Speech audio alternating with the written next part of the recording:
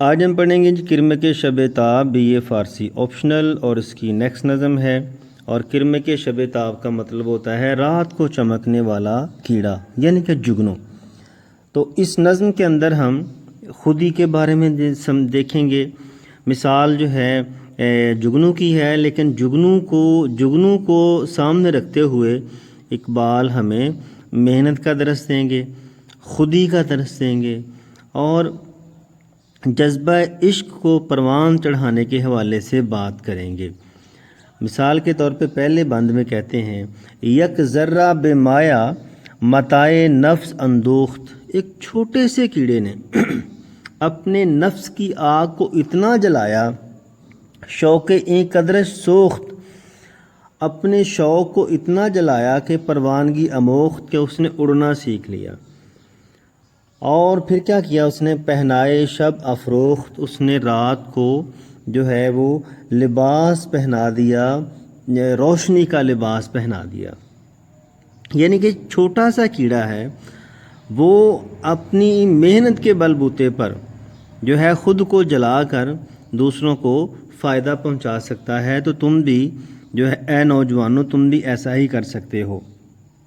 جیسے کہ اقبال نے کہا ہے میرا طریق امیری نہیں فقیری ہے، خودی نہ بیچ غریبی میں نام پیدا کر۔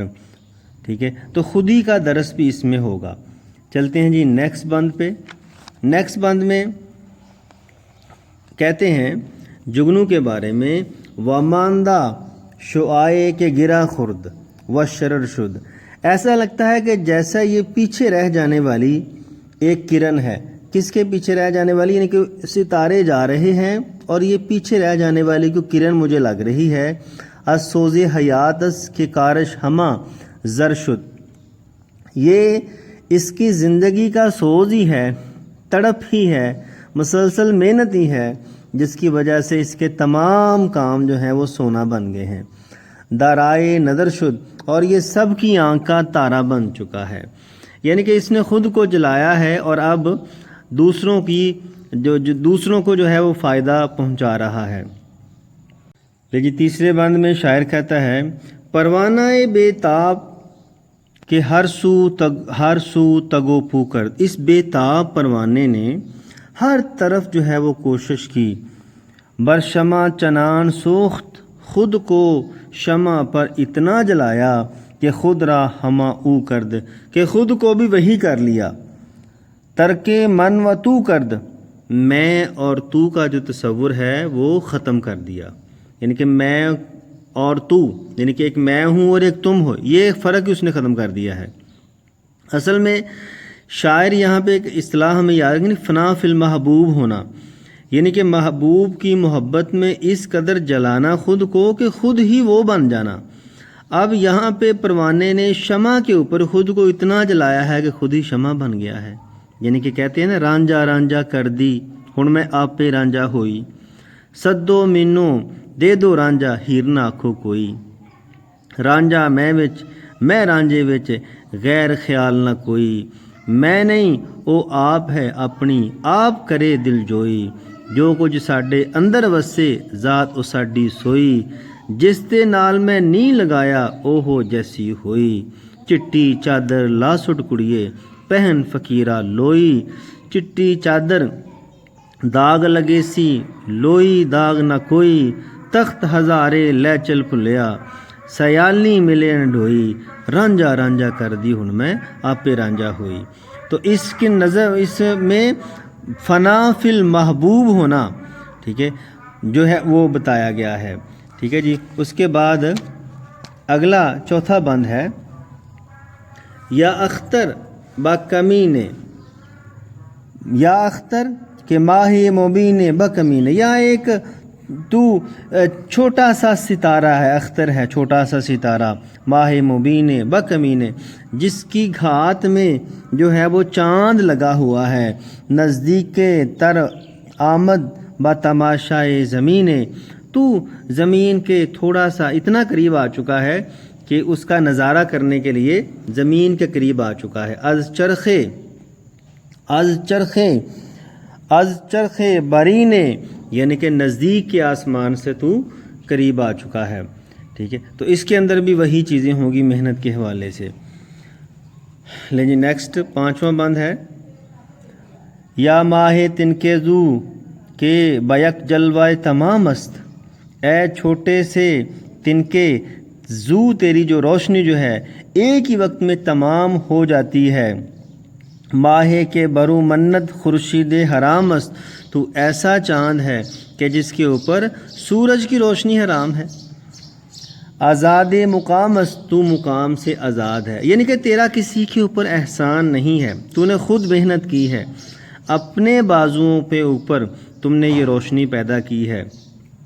یہاں پہ خودی کا درس دیا ہے اقبال نے کہ تو ایسا ستارہ ہے کہ جس کے اوپر جو ہے وہ سورج کی روشنی حرام ہے. ماہ ہے، ماہ کہتے ہیں چاند کو، ایسا چاند ہے، ہمارا جو چاند ہے یہ تو سورج سے روشنی لیتا ہے نا، تو کہتا ہے لیکن تو ایسا چاند ہے کہ تیرے اوپر خورشید کی روشنی حرام ہے، تو نے احسان نہیں لیا کیونکہ تیرے ذہن میں یہ تھا.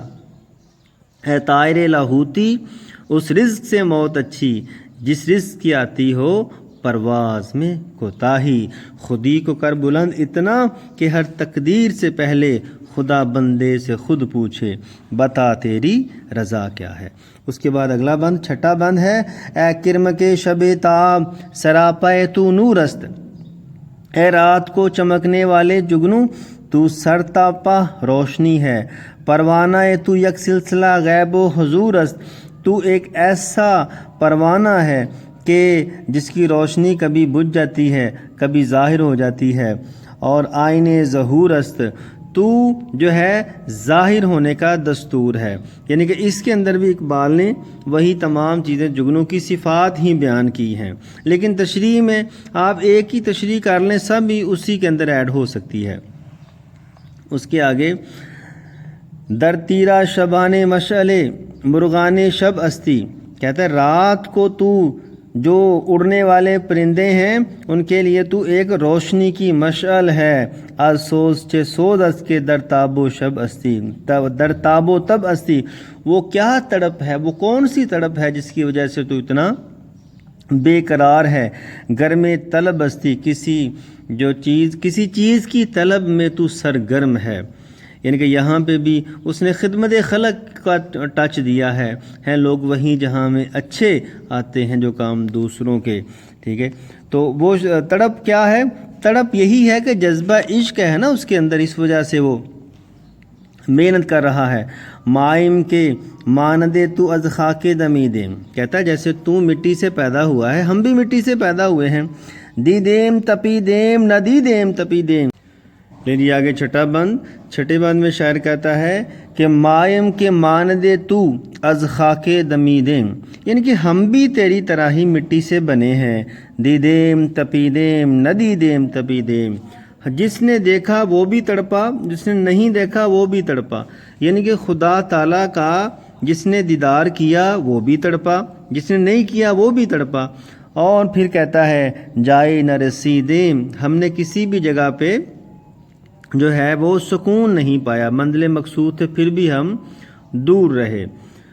اچھا جی، اس کے بعد آگے آخری بند میں گویم سخنے پختہ پروردہ و تہدار. دیکھو میں تمہیں بڑی پیاری بات بتاتا ہوں، تہدار باریک بات بتاتا ہوں. اد منزل گمگشتہ مگو پائے برادار، جیسا کہتا ہے جو گم شدہ منزل ہے، جو آپ کا ماضی ہے اس کو چھوڑو، آگے بڑھتے رہو. این جلوہ نگہدار، اس جلوے کی یعنی کہ اس جذبہ عشق کی حفاظت کرو.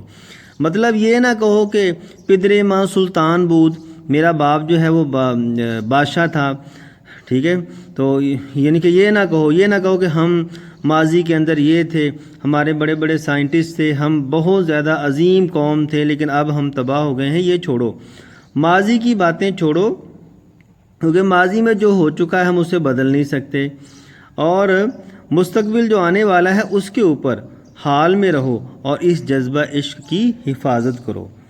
تو یہ تھے جی آج کے بند. 8واں بند ہو گیا ہے اور میرے خیال ہے کہ یہ 8 ہی بند تھے ٹوٹل. ٹھیک ہے، تو ان سب کی میں تشریح جو ہے وہ ڈسکرپشن میں آپ کو علیحدہ کر کے دے دوں گا. تو ملتے ہیں جی نیکسٹ نظم کے ساتھ. اللہ حافظ.